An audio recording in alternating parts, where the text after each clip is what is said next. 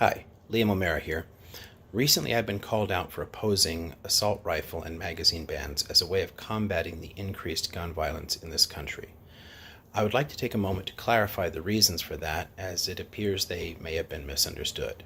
Now, I understand this is an important issue for many people. It is for me as well. I grew up around drive-by shootings in and around South LA, and I vividly remember the Columbine attack and how much it hurt to see this in my own country. Many of us out here share a passion for making Americans safer from the threat of gun violence. Where we differ is in how to do it, and I'd be happy to discuss any of these matters in person with any potential constituent, as well as provide supporting evidence for my analysis. Because the basic problem I see here is arguments like this for banning weapons and magazines make Americans less safe. They provide a wedge issue that motivates voters and allows Republicans to hold seats at both state and federal level and pass laws that eliminate sensible restrictions.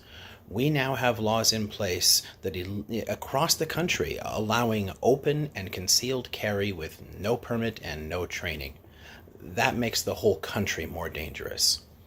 Now, do you want to reduce gun violence in this country? I do. Then we have to do it in a smarter way, not one that has been proven an electoral disaster for Democrats and has fed into reprehensible NRA bullshit. Attempts to legislate away particular weapons and magazines cannot remove them from circulation, but will lead to looser gun laws. It is also a fact that most shootings do not use those weapons, and their absence would not impede a shooter. Not only can many weapons be converted easily by aftermarket work, the fire rate of assault rifles is no higher than the average weapon on the market. Removing them from stores doesn't change the situation on the ground. But we do have things we can do. If we want to reduce gun violence, we can hit several distinct areas.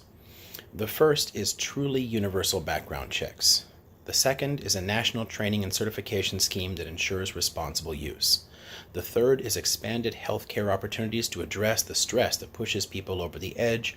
The fourth is to address the socioeconomic decline that is driving so many over the edge. The latter two are critical, since high rates of gun ownership alone cannot explain the shootings. The U.S. is unique in the developed world with this issue, but also has by far the worst health care and a rapidly declining standard of living. So long as we avoid the deeper issues, we will not be able to escape the predictable violence no matter what we ban from sale. Finally, I'd like to say that I have no respect for the NRA and resent any insinuation that I do. I am always happy to respond to criticisms of my proposals, but it saddens me to see attacks made which can depress turnout and harm our prospects up and down the ballot.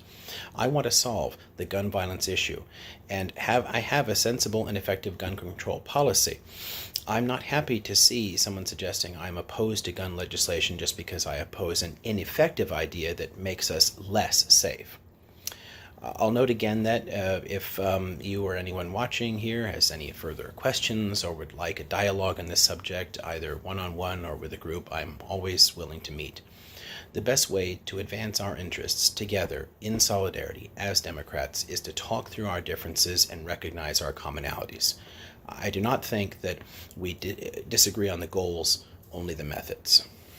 Thanks for listening.